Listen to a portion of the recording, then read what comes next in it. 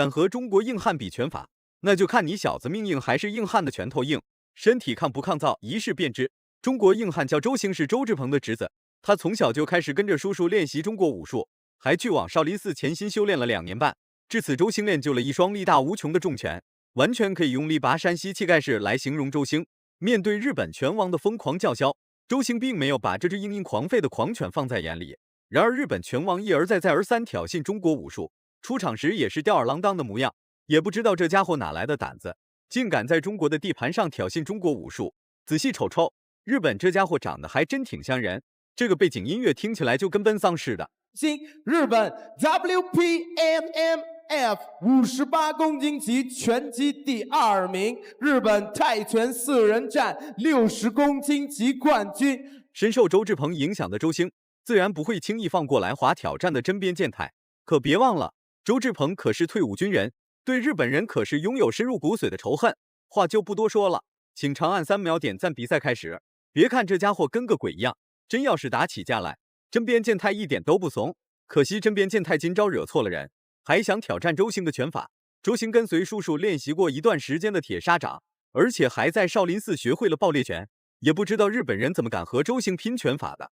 上个瘾就是他拳法4会，而这个选手和这个两位选手一开场都非常正宗啊，还有同样声音送给他的 Come on。而这个周兴12岁，身高是1.70米，而日本的针边健太是26岁。从身高条件上，中要比他高些，但是我们都知道日本的选手的打得很有粘性，就是他抗打能力强，防守能力好，这是他一个特点。个子矮的，拳头小小的，毛发长长的，不知道的还以为是谁的小姐妹上擂台了呢。然而这家伙的进攻攻势还真不是闹着玩的，持续的进攻一直猛压周兴内围。反观周兴也不是吃素长大的，在周志鹏的影响下，别看周兴年纪轻轻，其实周兴已经成为了一名合格且沉稳的格斗战士。非常漂亮，你看这个周兴的这个拳法力度变化。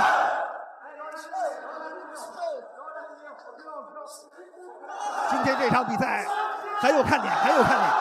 而我们可以看到日本的针边健太啊，从我们拿到资料来看，他以前在日本练过空手道，有过基础。漂亮，一高边上头。周兴的拳法实施的正好，恰到好处，所打出的每一拳都能精准命中针边健太。只不过这家伙的防守固若金汤，小将周兴暂时无法在短时间内攻破针边健太的防守，但可以在换拳中得知针边健太实施的是什么战术。既然在短时间内无法 KO 针边健太，那就让针边健太尝尝中国拳法的厉害。我看这个周兴主要通过的进攻点是通过正面，我不管我上高，包括我后手的针边打击都这样。而我们也看到周兴的这个拳法的线路，它是上勾加后直。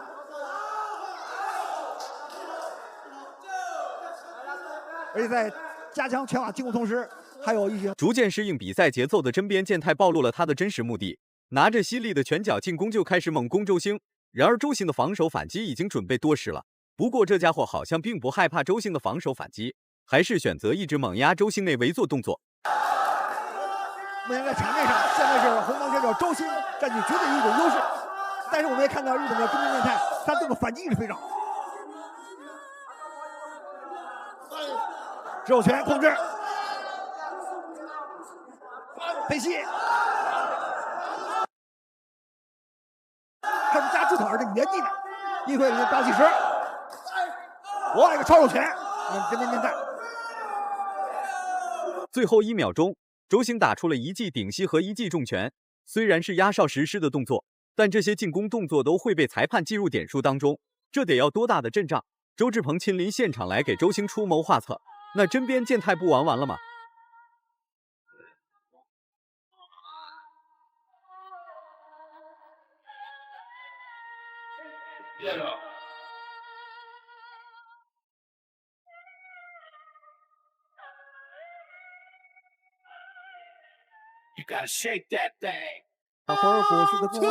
第2回合开始了，周兴真是跟他叔叔一样人狠话不多，直接顶膝开路，重拳跟上，一套丝滑的拳脚进攻打得针边健太毫无招架之力，最终被周兴放倒在地上。站起来的针边健太还整理了一下毛发，看来周兴要是不发力，这家伙还真以为中国硬汉的拳法是棉花做的吗？在进攻，火力很猛。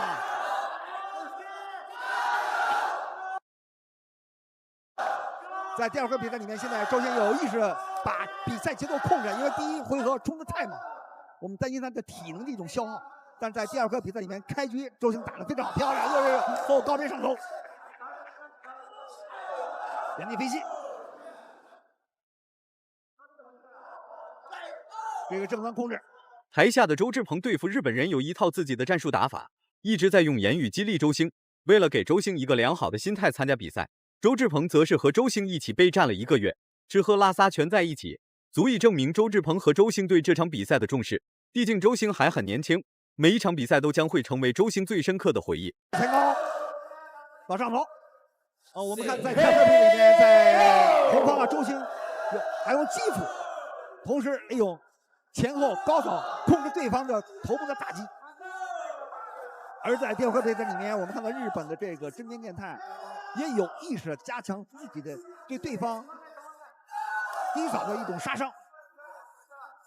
他现在不是一味的进行真边健太，就像是一个复活之后的小手办，虽然进攻欲望很强大，但在周星面前，真边健太显得十分渺小，甚至一个指甲盖都能把真边健太碾压。花里胡哨的真边健太被 KO 只是迟早的事情。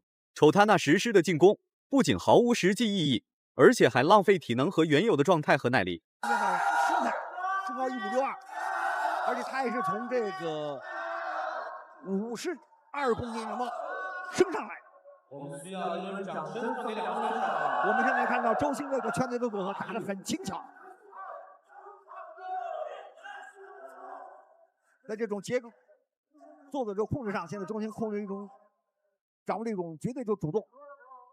周星的拳法实施的十分丝滑，该打头就打头，该爆杆就爆杆，混乱的出拳出腿有点让真边健太摸不着头脑，不知道是发起反击还是发起主动进攻。被踢了一裆的真边健太竟然有2臂。随着时间慢慢的减少，两人的体能消耗也越来越大。他在高里刚才有点挂住对方裆部这种线，利用一种口头的告诫。当然，在第二回比赛里面，双方的进攻的节奏都在放慢的原因，都是双方体能有所下降。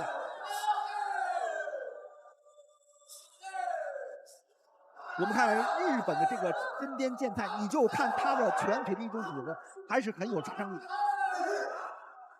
好，来自世丰国际俱乐部的周星。第3回合开始了，日本选手的进攻越来越强势，时时刻刻都在对周星发起主动进攻。殊不知，周星正在酝酿一个暴走真边健太的恐怖计划。既然日本选手这么想发起进攻，那么周星就放开手，让日本选手靠得再近些。其后日本选手就被周星的顶膝放倒了。漂亮，一个飞膝，我想看看孟凡杰给这个真边健太进行了强攻。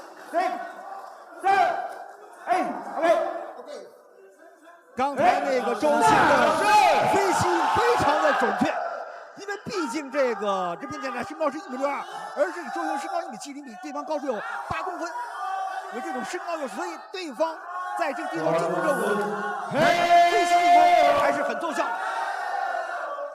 这样的话，周星的这种优势就更加的明显。当然，现在周星利用这种拳法一种控制，获得1次读秒优势的周星并没有狂躁，也没有不把日本选手放在眼里，而是继续实施稳健的打法来与真边健太进行对抗。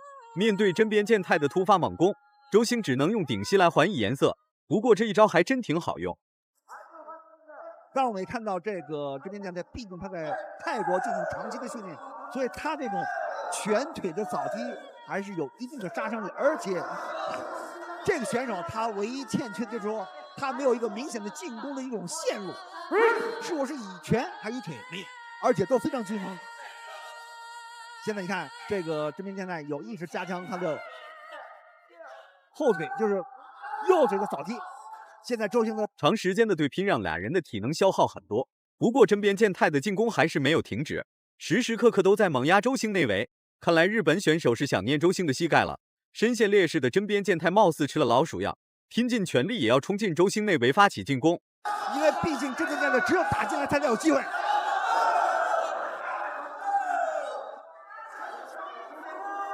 现在周星还是要控制中段距离，有机会，还要采用飞行动作重击对手。因为他现在拳的打击力也在下降。现在我们看到今天年代，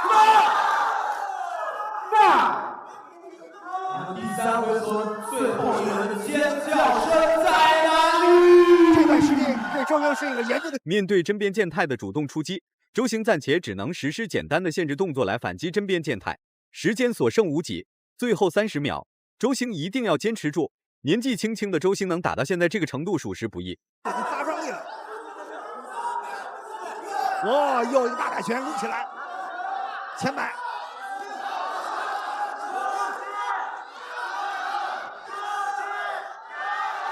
这种场面上是日本的针砭健太在控制周星，因为周星的体能下降非常明显。还有最后的10秒，周星坚持住。